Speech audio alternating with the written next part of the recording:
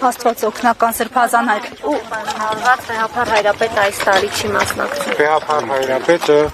այս պահին բեռնում է, որ եկեղեցիների համաշխարհային խորհրդի նախաձեռնությամբ միջազգային կոնֆերանս է հրավիրված Արցախի պատմական կրոնական հուշարձանների պահպանության նյութի շուրջ։ Այս տարի եւս հոգեվոր դասը իշխանության հետ չմասնակցեց։ Մեկ միայն այս տարի չէ։ Այս տարի եւս նախորդ տարի եւս հրավեր չէիք ստացել, թե չէիք ցանկացել մասնակցել։ Չէ, մենք հրավեր չենք սպասել։ Բայց չէիք ստացել։ Ոչ։ Ավելի հիշում ենք նախորդ տարի կաթողիկոսի մուտքը մենք ոչնդոտել։ Անցյալ տարի էր դա, չգիտեք։ Ես իմացա։ Իսկ այդ իրադարձություններից հետո եկեղեցու եւ իշխանության միջև հարաբերությունները ինչ փուլում են գտնվում, հաշվի առնելով, որ նաեւ մասնակցեց Նիկոլ Փաշինյանը Միրոնորնեքի արարողությանը։ Նույն փուլում։ Այսինքն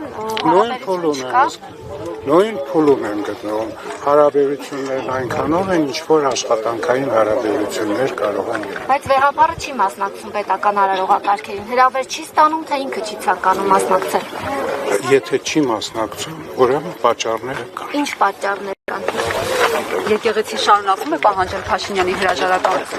Սիրելիս, եկեղեցին իր կարծիքը երբևէ չի փոխել, ուրեմն ինչի եք ամեն անգամ նույն հարցը տալիս։ Սրբազան հայր Նոր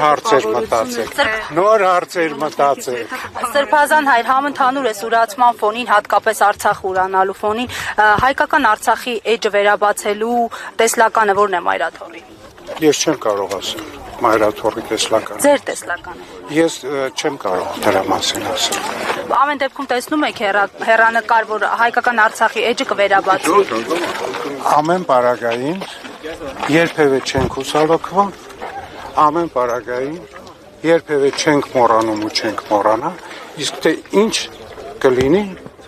որևէ մեկ այսօր չի կարող զարգացումների մասին խոսել։ Սրբազան հայր նաև այսօր իշխանությունները ձեզ բավարար ջանքեր թափում են Արցախի մշակութային կոթողների եկեղեցիների ժառանգությունը գոնե փրկելու համար։ Կարծում եմ ես ձեզնից պիտի իմանամ։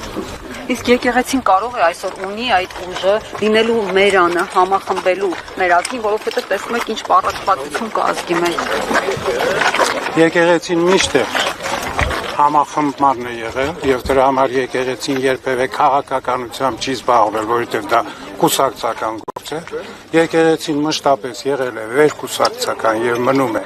ամբողջ մեր ազգի համար, մեր բոլոր զավակների համար, անկախ իրենց կուսակցական գաղափարական պատկանելիությունից, եւ եկեղեցին մշտապես ջանք է դնում, որպեսզի մեր ազգը միավորված ու միահամոտ լինի։ Որքան էլ կանենք, որ եկեղեցին հոգևոր էլիտային ուզում են ծնկի բերել այս իշխանությունները։ Գիտեք ինչ, պատմության ընթացքին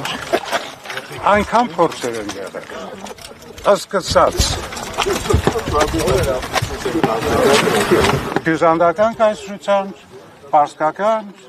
ակկոյունլու, կարակոյունլու, թե մոնղոլ թաթար, բոլորն էլ արաբներ, բոլորն էլ ինչ-որ ցանկություններ ունեցել են, բայց տեսնում եք եկեղեցին երբեք ծնկի չի իջել։ Ես իշխանությունների մոնղոլ թաթարների երբեք եկեղեցին ծնկի չի իջնի մարդու առջև։ Հիշեք Վասկեն կաթողիկոսը մի շատ լավ խոսք ուներ. եթե դու չես ուզում